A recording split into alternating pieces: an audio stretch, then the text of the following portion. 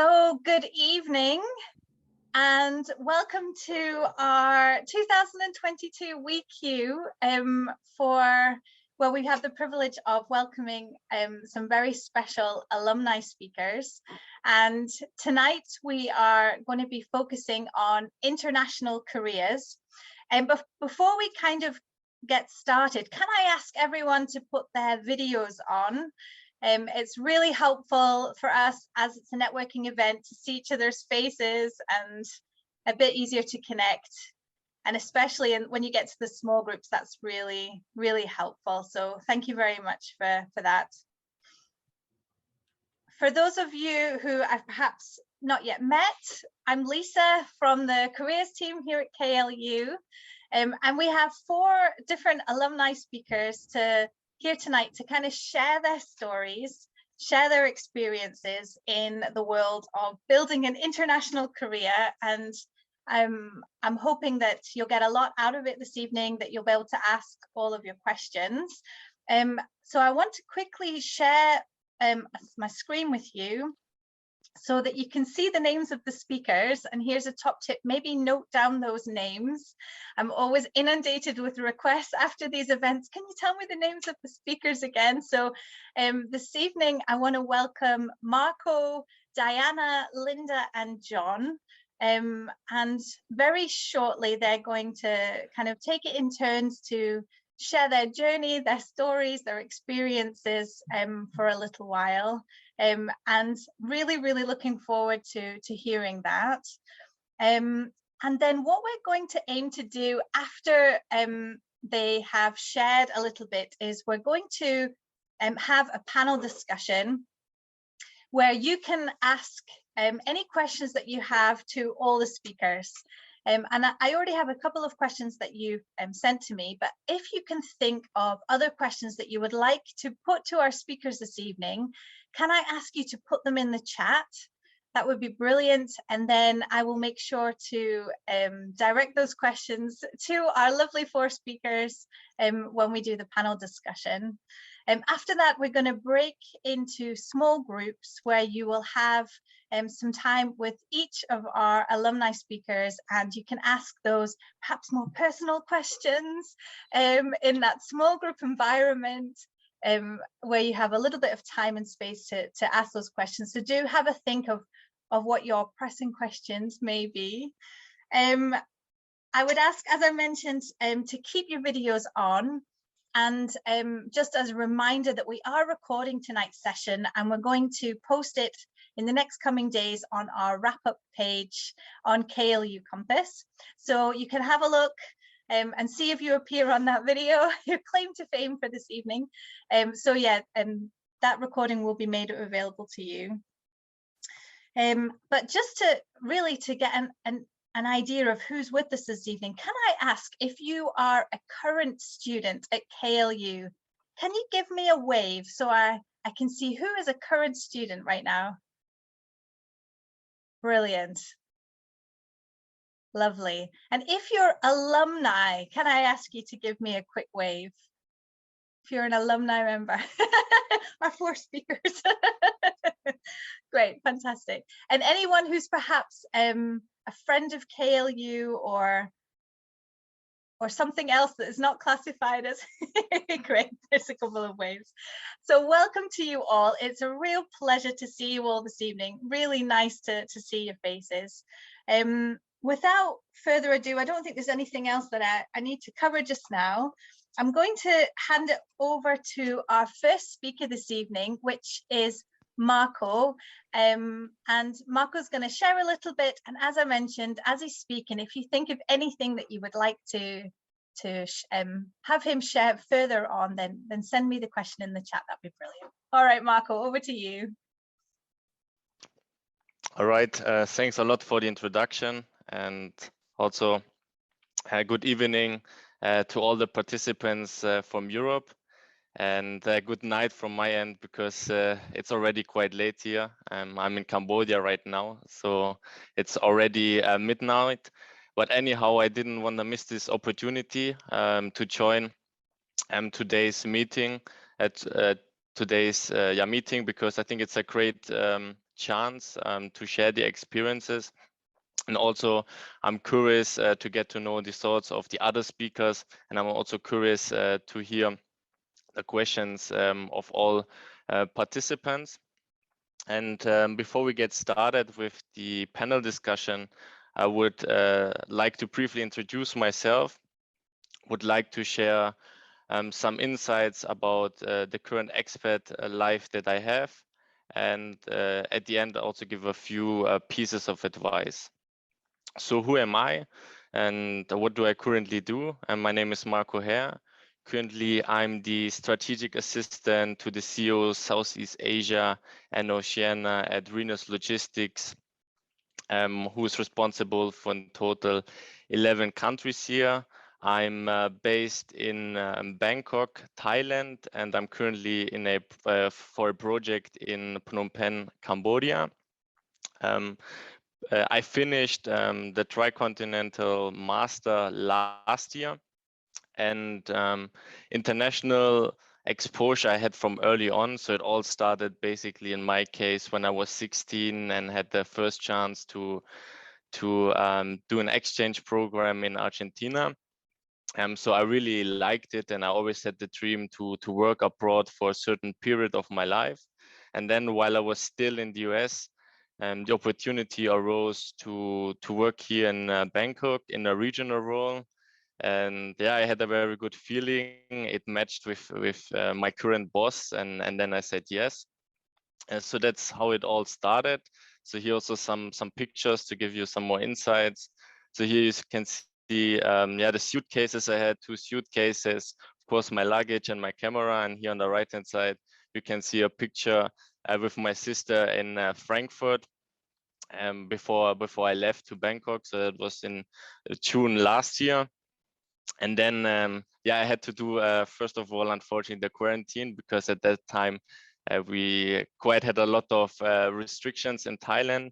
Then after I came out of the quarantine, I stayed 14 days in a hotel. So I had basically 14 days to find an apartment in Bangkok. But this was quite easy at the time. And also the good thing in Bangkok is that the apartments are quite affordable. So here you can see some pictures of the apartments where I stayed in Bangkok the first 6 months. So you usually have very nice facilities like a pool, sauna, swimming, and other working areas, a nice view, just to give you some insights here. Then here you can see a picture of my first working day. Here the office view that we have, and here on the right hand side you can see some pictures of a networking event. So we have regularly that we join Chamber of Commerce events. In that case, it was the German chamber. So I was quite happy because I had the chance to eat German food again, and also to enjoy a good German beer. And of course, it's also a great chance to network and to get to know new people. And then also what I would strongly encourage you, if you decide to live abroad, as I said, you have to start from scratch again. So you have to build up your social network. So what I did at the beginning is that I joined as many activities as possible. So for instance, I joined the Muay Thai club. I got to know many people there. And then at the same time, I also played soccer once per week. However, there the focus was more on the third half, if you get the joke. But yeah, it was a very good experience to grow the network and to get to know more people, which then later on turned out to become friends. Then, of course, if you move to another city, you also have the chance to explore the country and also the neighboring countries. And that's what we also basically did. We went to the beach, we enjoyed the beautiful mountains here in Chiang Mai, did some motorbike tours, went to rooftop bars, and did some other adventures, just to give you some insights here. So what are a few advices that I would give to you? First of all, the expert life might not be for everyone. What do I mean by that? I mean by that you should reflect what kind of personality you might have. So if you have difficulties in a new environment, if you like to stay close to your family the whole time, then it might not be the right choice. So there I really would encourage you to reflect that for yourself. Then the second advice that I would give is that also abroad you have to work. Even though having seen maybe those pictures now, you say, oh, for me looks more like a vacation. It's definitely not like vacation. You also have to work hard. Often you even have to work harder because you have to prove yourself. There might be also from the local employees, there's some, how can I say that, have some high expectations, of course, more than, of course, towards local people. So keep that in mind, that you also abroad have to work hard, and it's not all about vacation. Then thirdly, what I wanted to emphasize is that finding a decent expert job is not that easy, especially in low-cost countries. Keep in mind that an expert job is a huge investment for a company because the salaries are often much higher. And then you have also the transferring costs and so on. And also keep in mind that especially if the more developed the country gets, the less expert jobs there are in general. So therefore, start early if you want to work as an expert abroad, and try to do as much as possible in order to get one. And then lastly, life is too short to wait. Go with the flow and don't overthink. Especially now when you're about to finish, to graduate, I think it's the perfect time to work abroad, because you might not be married yet. You don't have any other obligations, no children. So at this stage, I would say it's the easiest way to work abroad. And of course, later on, it's also possible. But what I just wanted to say is, in the early age, it's much easier. And then also to don't overthink it, just try it out. If you like it, and if you don't like it, you always have the chance to come back. So this was a short introduction of myself, a few pictures of my current expat life, and a few pieces of advices. And the rest we can discuss then more in detail in the panel discussion and also in the breakout room. And if there's not enough time, then also feel free to reach out to me on LinkedIn, and then we can take it up from there. Marco, can I ask you to just give us a minute or so on specifically what it is you do? What's your role within Rhenus Logistics? Mm-hmm. So as I said, I'm the strategic assistant to the CEO of Southeast Asia and Oceania. So basically my role is split in two components. The first component is to join all meetings that my boss has within the region, but also within all the management worldwide. And the other component is to conduct strategic projects within the regions. And these projects can be different kind of projects, such as the implementation of new products, process improvement projects, the implementation of new technologies. And it really can be from all business areas, meaning HR, finance, operations, sales, product, to give a few of examples. Brilliant. Thank you very much. That's lovely. That's really helpful, Marco. Okay, let me stop sharing my screen. And I'm sure you join me in appreciating Marco's dedication in joining us all the way from Cambodia. And Marco, I think you said it was already after midnight, right? That's correct. Yeah. now 30 minutes after midnight. Brilliant. So thank you very much. And maybe I could invite Diana to share next. That would be lovely. Yeah, thank you. Yeah, so first of all, thank you, Lisa, for the invitation. I truly feel very honored to be able to speak today and share with you my experience and learnings. So I don't have any presentation to share, so also like free speaking. But I wanted to start more with a little bit of a story about me. So when I was a little girl, I dreamt about being an astronaut, actually. So my dream was like, I want to be an astronaut when I grow older. And I think my fascination was to be able to see our planet Earth from the distance. So to really see like everything. And then probably that fascination, I didn't become an astronaut, as you probably imagine. So I studied industrial engineering. But I still am always fascinated when I'm in a plane and you can really see things from the distance and see at the end we are really one world.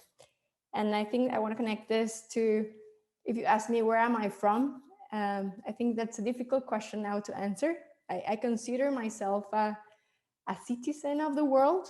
So I've spent half of my life, I lived in Colombia, and half of my life I've been living in Europe. And just to share, I did a DNA test recently and I was even surprised. Like even a percentage of me is Irish, another a little bit is Arab, and a little bit is Jewish. So it really made me even broaden my view of like, where am I really from? So that's why I'm saying I'm a citizen of the world. And I think as such, I also see my career as like probably what I call a world citizen professional. And if you ask me now, like what has been now, or what is now my business as expertise area, it's also a complex answer, I would say, because as I said, I studied industrial engineering. And I started with a passion really to optimize processes, optimize supply chain networks. And today, my passion turned in optimizing people networks. So it changed quite radically. So maybe a little bit telling you about how this journey has been for me. So after university, I moved to Australia and New Zealand, working for DHL. And then after that, I joined the CUNY Logistic University, fantastic year, back at being a student as well. And then towards the end of the year, in Hamburg, I was offered a job with Kuehne & Nagel in Luxembourg. And it was fantastic because it was really about optimizing supply chain networks. So it was fascinating. However, love called me to Austria, and I moved to Austria some years after. So I moved to Austria and actually started more being an entrepreneur. So I created with my brother a startup on digital marketing consulting. However, I have to admit, I live in Innsbruck, and I was missing that really international and diverse environment. So after some years, I decided, okay, I'm up for a new challenge. And I moved back to Germany to work for Adidas. And I think that's probably when I settled more. I also got married, I got a kid. And I moved in at Adidas, and I was there almost 11 years. So first with finance and supply chain. However, I realized, okay, no, finance is not where I want to continue developing, growing. So I moved to a more corporate role, which was, it's a corporate initiative called Continuous Improvement, which really gave me the possibility to see the company like end to end, really working on improving processes, working a lot with teams and understanding team dynamics as well. And I think luckily, at that time I didn't understand it, but luckily that team then got moved to human resources. So at the beginning it was a very strange shift for me, but I really discovered, okay, my true passion is actually the people topics. And it was very interesting because I was able to really combine what I would call the head and the heart topics. So coming from the process design, supply chain topics, then combining it with the people, it gave me a really powerful set of tools. So my last role in Adidas was really working in business transformation, but more with a people focus as well, designing, restructuring as well. And then 2020, I think, was a year of reflection, probably for many of us, because of the pandemic. And I also at the time started being certified as a life coach. So I think there was a lot of reflection in my life that I realized I want to look for more purpose-driven organization, or something that where I could work probably in a smaller company, more connected to nature, where I could even apply even more like my learnings from head and heart, what I called. And that's why in September last year, I moved to Switzerland, and I'm working now for Mammoth, for the sports group. So now I'm working in the CEO office as well, working more on organizational development projects. So yeah, following purpose, following a little bit more my interest as well. Switzerland is beautiful, I have to say. And also working as a life coach as well, parallel to it, more with social entrepreneurs. And yeah, so has been my journey so far. So I think my advice to all of you, I think, as I said, it doesn't really matter where you're from or where you want to go. I think what I've learned is really, it's more about really defining your North Star, like what's your purpose? What is it that you want to live? What do you want to learn? And from there, the doors will simply open. So that's my advice to you. So I'm looking forward to the breaking rooms and exchanging more with all of you. Lovely. Diana, thank you so much. That's great to hear, and a fantastic introduction. Thank you. And perhaps I could invite Linda to speak next. Is that okay, Linda? Sure. I will share now the screen.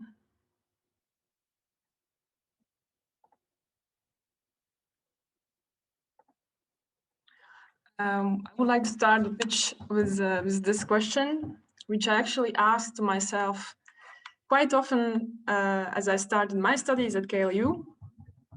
So, how to master a change of career path? Because if, as in my case, you come from totally different industry, totally different field, this was the question I asked myself quite often at the time. Because when I started at KLU, I had already finished studies of architecture, and I have already worked as an architect, actually, in Hamburg.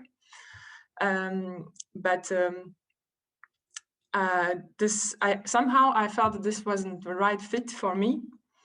And while being in Hamburg, I was really inspired by the logistics. This was the center of logistics of Europe. And I somehow felt that the logistics is somehow more dynamic. You can quickly achieve some result with your work. So I was really attracted to this field. And this is why I actually joined KLU at the time. But just to start as a very, very simple background, so I am from Latvia, but since 2010 I have lived in Hamburg in Germany, and then after in South Germany, and since 2016 I'm in France, in south of France, in Toulouse. And so this was my question when I was in KLU. But then after the studies of Master in Global Logistics, I graduated in 2014. I managed to accomplish 2 internships at Airbus Hamburg. So this somehow kicked off my career, my new career. So my first words of advice, search for internship, be active. If possible, write your thesis with a company, because in my case, this was really, really important to get these 2 experiences in this new field, since I was starting completely over. So right after graduation, I landed at my first job as a supply specialist. I worked at a big Finnish paper mill company in south of Germany. And this was really hands-on experience on physical logistics. I was actually planning the truckloads to get done deliveries to the biggest printing houses across the Europe from several producers of producing sites of paper. So really great exposure to the physical logistics, truck, freight forwarding, and so on. After that, due to personal reasons, I moved to the France. And this is where I started as a logistics consultant. And yeah, it's funny, I somehow returned back to my first employer, Airbus, and I was working for Airbus in France. And I was really in charge of optimizing logistics processes there.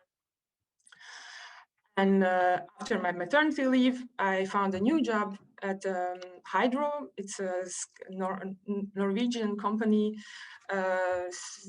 really big in energy production in Norway, but they have a subsidiary of building material production. And today I'm in charge of a 70+ supplier panel, which are delivering aluminum facade, window and door accessories to our warehouse in Germany. So this is my, the main milestones of my career up until now. But since I really felt that I need to share with you maybe really the nitty-gritty of the resume writing and interviews and so on, with my experience, what I have lived through, especially with this difficult turn of career that I had to present it really in the way that I could sell myself to my future employers. So I would start with some lessons learned in terms of resume writing.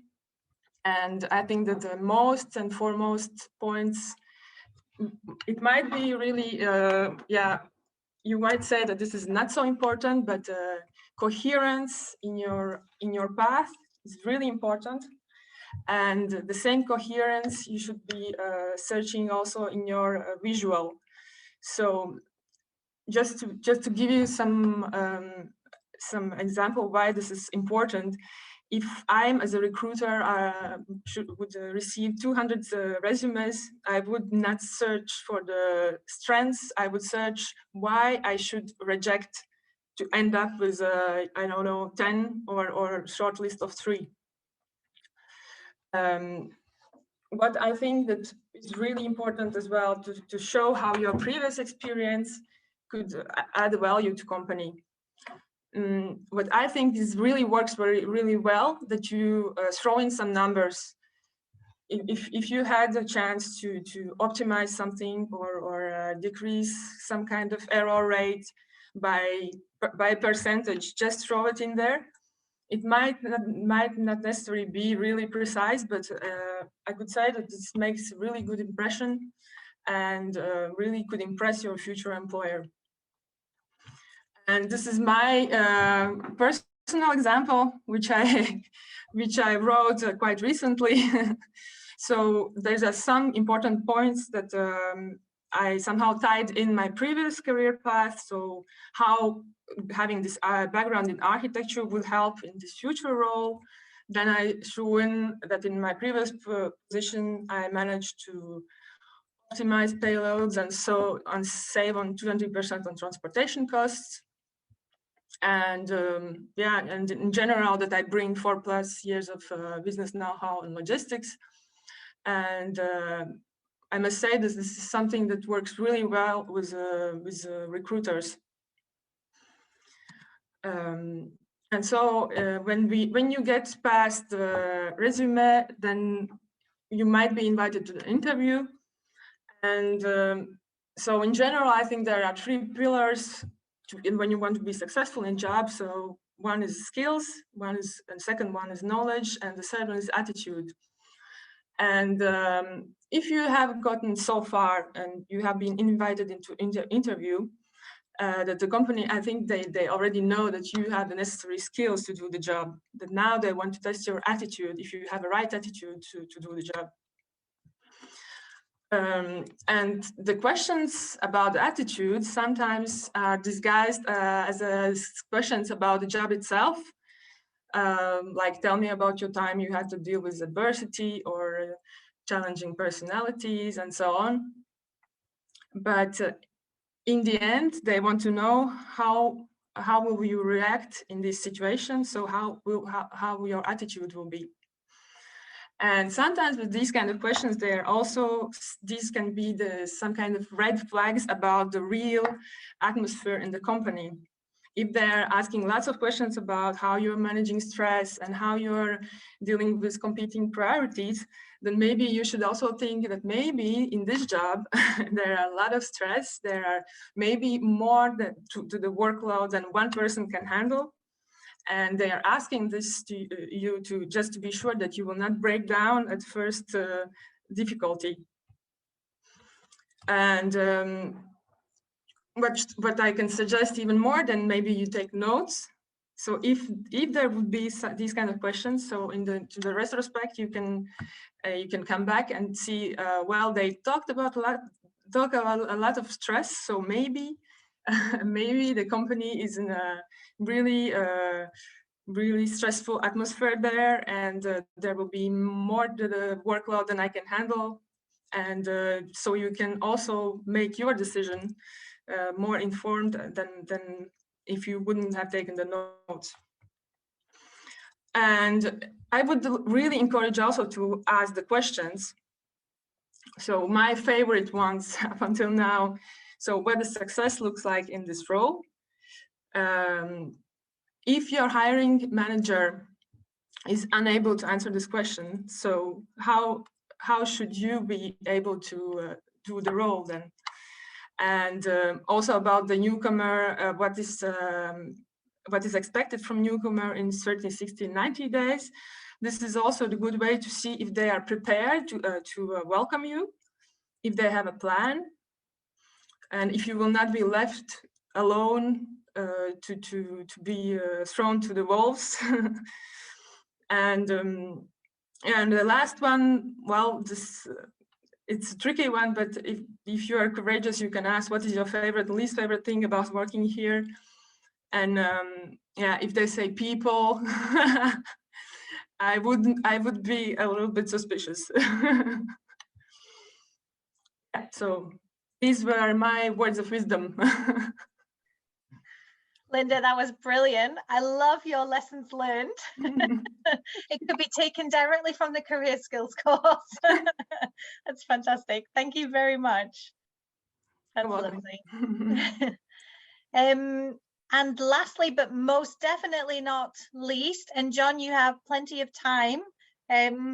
So feel free to take up all your time. Maybe you could share, John, your experiences now. That would be fantastic.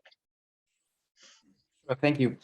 Yeah, thanks for all the other speakers here as well. It's good to see everyone here. Good to see a late night or evening session as well. I've come here also to talk about my experience over the last 4 years, especially in 2018 and the following years, because I actually graduated from the KLU in 2018. And it was actually the first time because following until the year of 2018, I was always prepared and wanted to start my own company. And this is also how my truly real career and international career also started in 2018. Because what I did right after 2018, I picked a country and said that in this country, I want to start my own company. And in the year of 2018 was China. And that was also because in that year before that, I did my semester abroad with the KLU in Ningbo. I don't know, maybe some of you also went there. And it was excellent. I had a great experience. I did a few internships there, had a first experience with the country, working, the culture. And I also got in touch with the entrepreneurial culture in China. And it was very different from the one in Germany. And that made me want to go to China.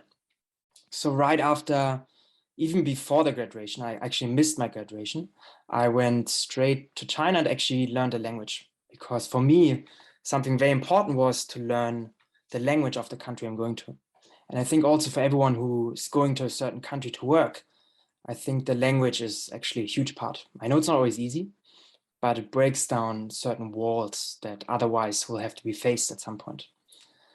And yeah, so I spent about 6-7 months to study the language full-time. And at the language school, which was actually the most popular university in China, I was actually in Beijing and Peking, Beijing. I went to Tsinghua University. Some of you might have heard of that university.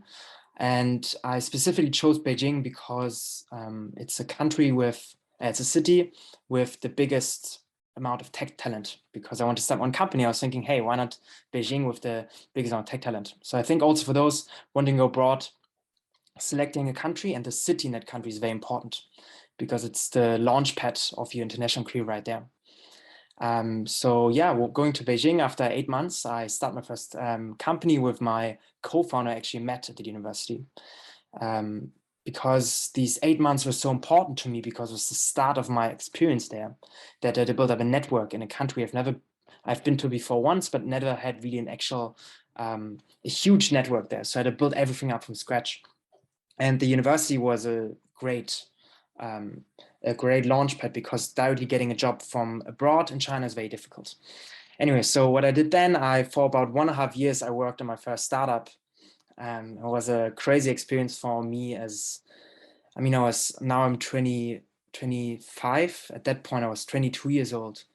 And I was fairly naive at that point of time. And I kind of underestimated the hard work it takes to do a startup. I was very positive, which is great. But if you take everything with too much naiveness, it breaks down very, very quickly. So it did. And it was a good experience, I guess. What might have not been the happiest experience, but it made me learn a lot of things about the things I want. So we also had Diana talk about what's your, not necessarily purpose. I don't think I've really found my purpose yet, but what defines you as a person. And I think it did exactly that. You don't necessarily have to do a startup for that, but I think an international experience helps a lot because you are put into situations where you have to make a choice if that's the thing you want to do or not.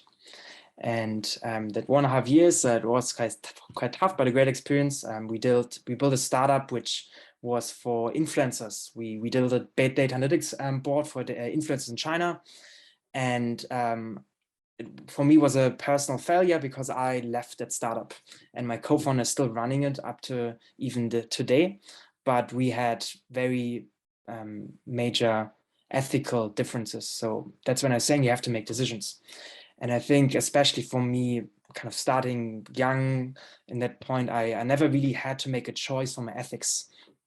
Especially living in Germany, everything was kind of somewhat laid out. It's not difficult to live after the ethics, I think. But then I was in a situation and I had to choose what kind of person I want to be. And that choice led me to leave my startup. Anyway, so what happened afterwards, that after about 3 months, I started my second company. So that's what I'm working on right now. Currently I'm working on a company called Unpack AI, where we essentially built a digital tribe and space for lifetime learners. What we're doing, we're building different kind of learning communities around different kind of disciplines, such as AI, machine learning, blockchain, Python, web development. And within these learning communities, we have different kind of activities, events, code-based learning. And we use all that to build a very committed community where people can join and actually learn very effectively with other people together. And that was something for me because I lacked a lot of skills and something I needed for myself. So I built for myself first, and then other people can also join. So we've been doing it for about 1.5 years as well, actually. So my last company's breaking point was after 1.5 years. We haven't broken yet, so I made something better than last time. And a lot of people told me it's going to be a huge challenge to start something in a different country. So not necessarily only companies, but also a career. And it is. So a social network. I'm sure a lot of you have already studying now in the KLU, maybe coming from abroad. I think a university, again, is a great tool to build that network. But in my case, I built a start company and I didn't have a lot of colleagues in the beginning, obviously. So I had essentially no real social interconnection when I did my company. And it was very, very tough. So having these other side activities, like Marco mentioned, is great. It's a great thing to do. And yeah, and I think now, after doing the second company for 4.5 years, I'm at a point where I think I've found some sort of success with our company. We have about like 500 students who learn these different kind of learning communities. We see some kind of growth, and that's great. But I'm still in this international environment. I'm actually back now in Germany because I wasn't home for 2 years during Corona. And I think that's another thing you sacrifice. You sacrifice the time with your family. And yeah, this was kind of my entire kind of like experience until now, I guess. I think we've now a team of people that we work with, which is cool, right? Different kind of people, different kind of cultures, huge difference. But in general, I think an international experience is very healthy because it makes you grow and makes you think outside your box, which everyone is confined to, but going abroad makes you go out of that. And yeah, that was essentially my main experience. I hope I stayed within the time. Maybe I was even below that or not. You did well. You did excellent, John. Perfect timing. Perfect. Thank everyone for listening. Thank you very much. Thanks for that. What I would like to do is I'd like to give all of you who are attending today the opportunity to put your questions to Marco, to Linda, to John, and to who have I missed? Marco, John, Linda, and Diana. So what I'm going to do is I'm going to kick off with one question that's already been sent to me, and then if you would like to ask a question, perhaps you could raise your hand or use the little hand signal, and this is your opportunity to kind of fire at them all at once. But the very first question that one of the students has sent in is, here there's so many people who are interested in launching an international career. Where do they start? I don't know who would like to go first from the four of you. Maybe I could call on Marco. Sure. I can tell how I did it in my case. In my case, I found the job actually through LinkedIn, applied for it, and then got the opportunities. But what I would in general recommend is most global companies offer international career paths. So it's not rocket science. So I would just go on their website, see what opportunities they have there, and apply, and of course leverage the network that we have within the KLU community, meaning within the current students, but also of course with the alumni network, and use that in order to get in contact with those global companies. Perfect. Yeah. Diana, could I call on you? What's your advice for those wanting to start an international career? Yeah, I think similar to Marco. I think it's first deciding exactly what do you want to do, or which area do you want to grow, and then I think especially now after the pandemic, I think the borders are no longer there, so you could really work from everywhere. So really look, it could be anywhere that your dream job is. So just look first define where your dream job is, and then look where it is. That's mine. Linda, John, anything you'd like to add? Yeah, I guess I have something. I mean, like from my perspective, there's a huge amount of jobs or positions available that are very difficult to get if you're not in the country. I know it's not really timely to say that, but in my opinion, it's always very, very it's courageous. But if you go to the country and actually stay there for some time, maybe find a speaking school, whatever, and then you're actually there, and then you can actually then you can join networking events, and you will find opportunities that you otherwise wouldn't have gotten. So I think that's kind of a very difficult move to do, but I think it's very, very powerful because not everyone does it. Yeah. Great. Linda, do you want to add anything, or? Maybe most of the students, the Germany is abroad for them already. And if they wish to continue their career there, I would suggest that they learn the language, because this is really helpful.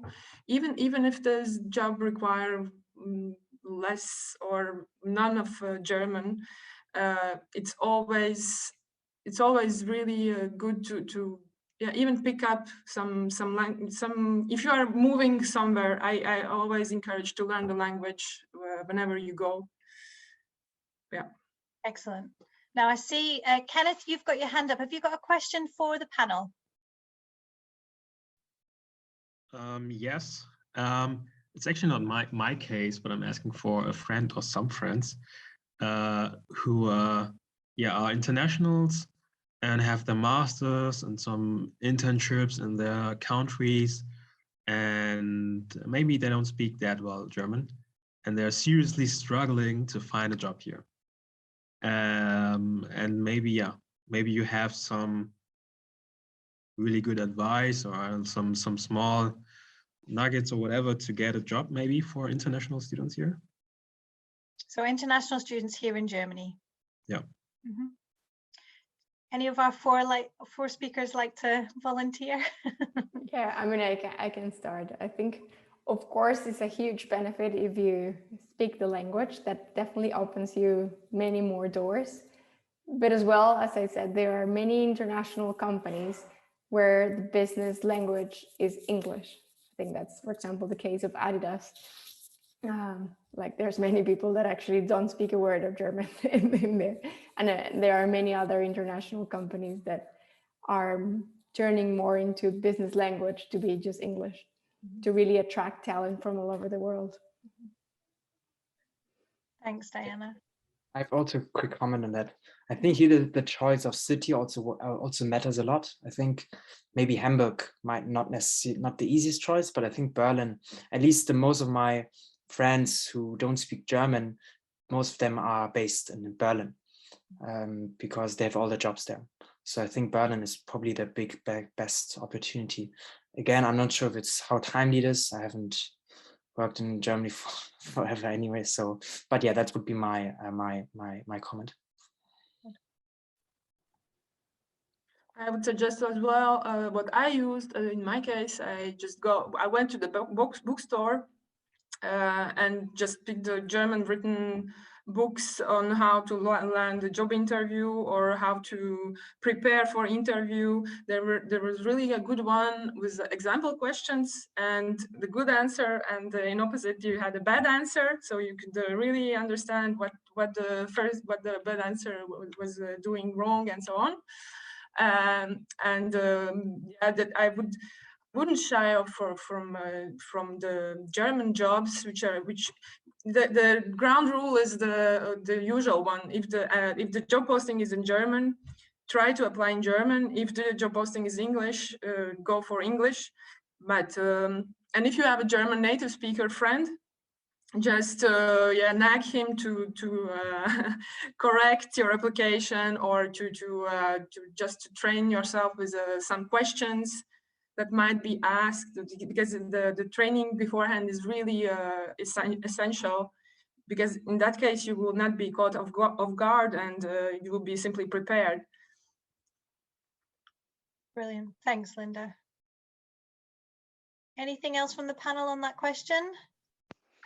I mean, I fully agree with the other speakers. I mean, basically start with applying for a job where German might not be required, which is the case at most international companies.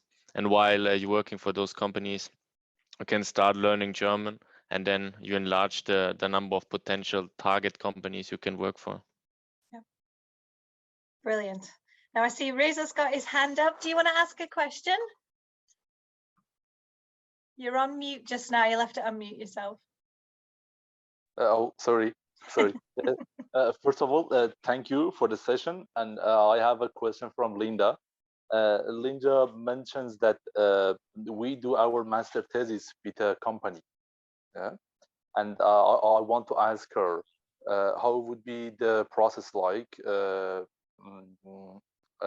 the company define our master thesis? And as a second question, how would it help us for find a job in the future? In fact, does it help in any possible way?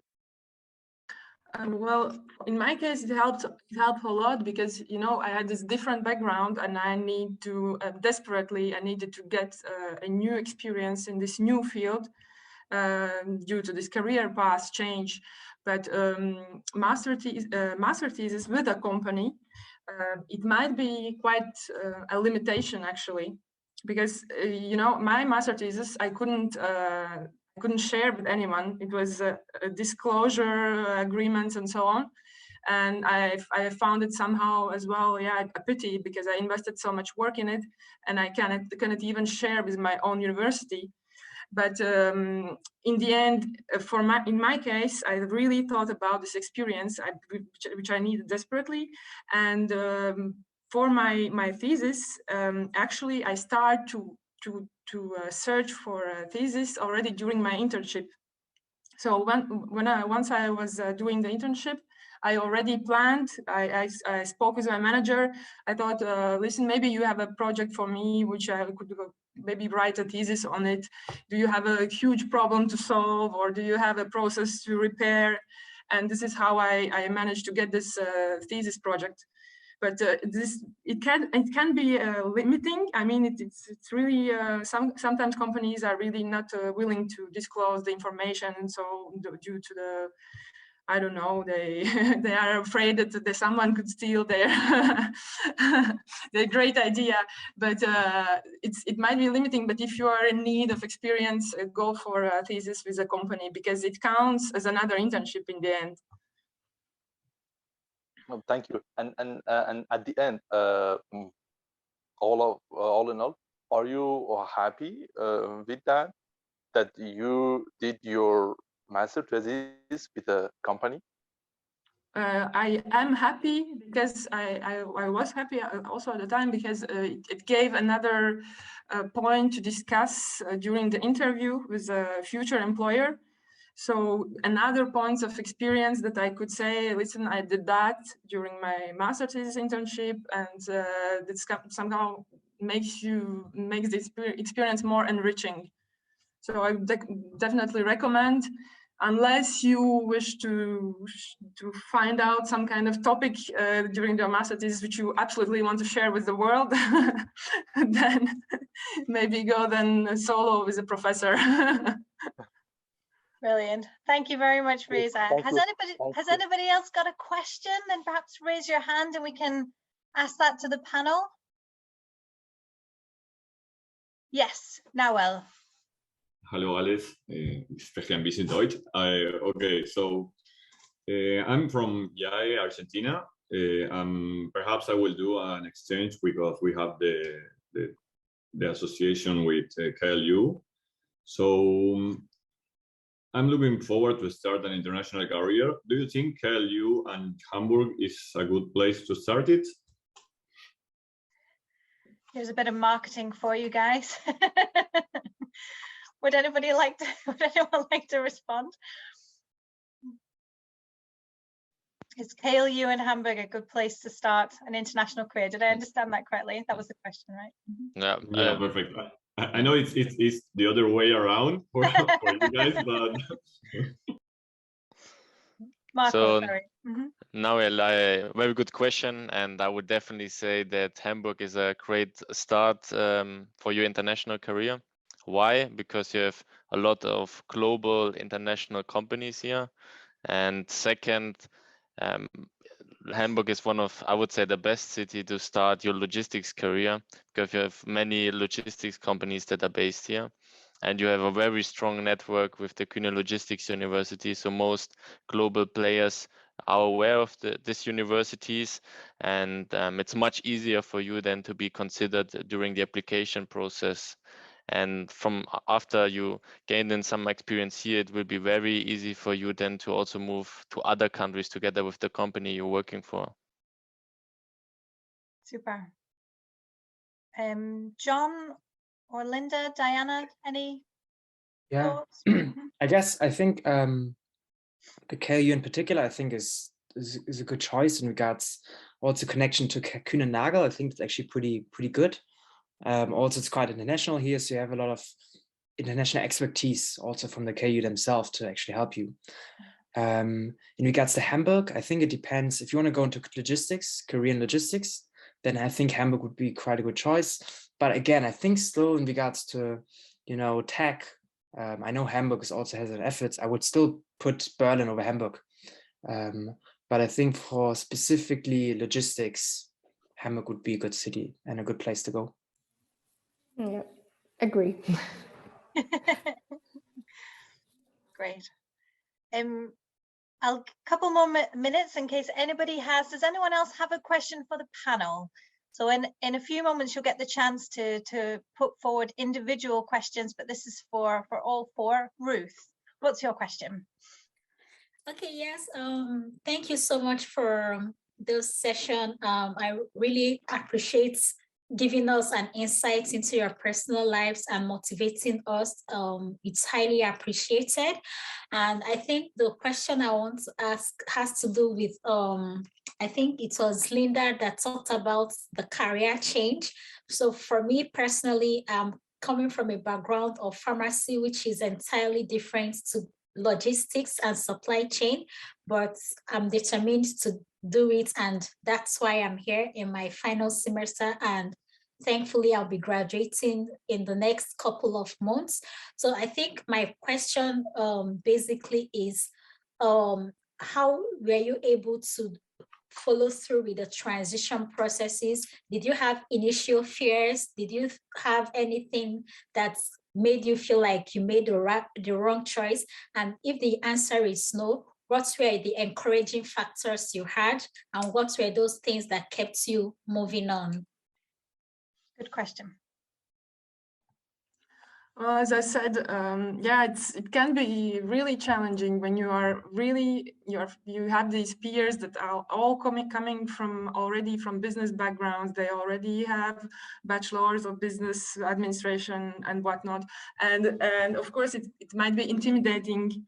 But well, I knew at the beginning, yeah, you're completely right. It might be intimidating that others. I had a feeling that others are having more knowledge or more knowledgeable, and I'm lagging, and I'm not understanding some concepts, and I'm forced to Google something right in during the course because I'm not understanding about what they're talking. But yeah, just to keep. I would say just keep your targets clear and just go for it, because you cannot lose anything. And for in my case, I knew what I don't want to do. So this was really a factor that I knew that I don't want to stay in architecture, because there was no life-work balance. No tangible results. Sometimes you're working but just nights for some concepts and sketches which I will never see the light of the day. So yeah, for me it was the motivation that this new field will change not only my career but also my life in the end. I don't know if I answered the whole question, because it was a question after question. Does that answer your question, Ruth? A follow-up question, which actually has been asked by the students, is to do with motivation to the panel. What was it that pushed you in the direction of an international career? What was the motivation behind that in general?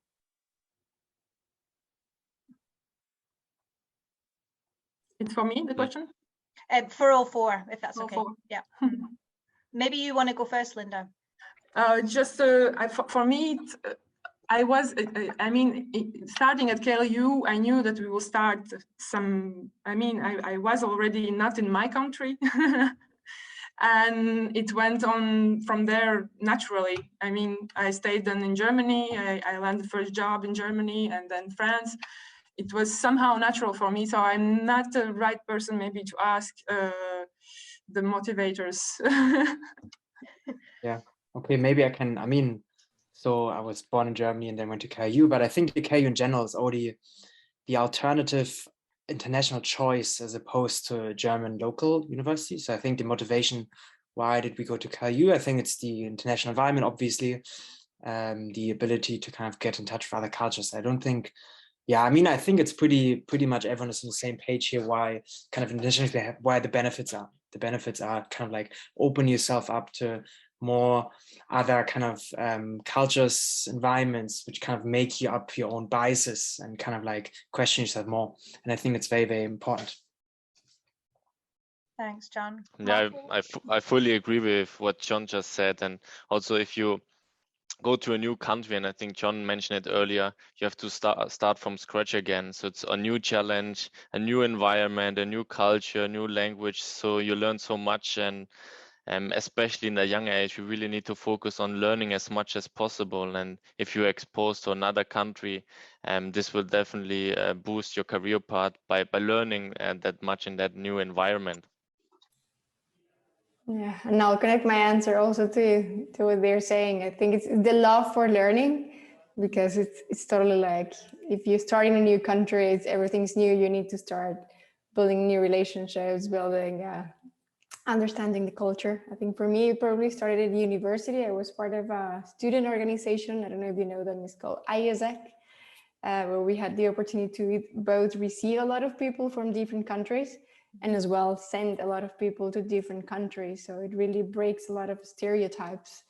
And I think I just love getting to know new cultures, new different type of people. So that was my motivation. Fantastic.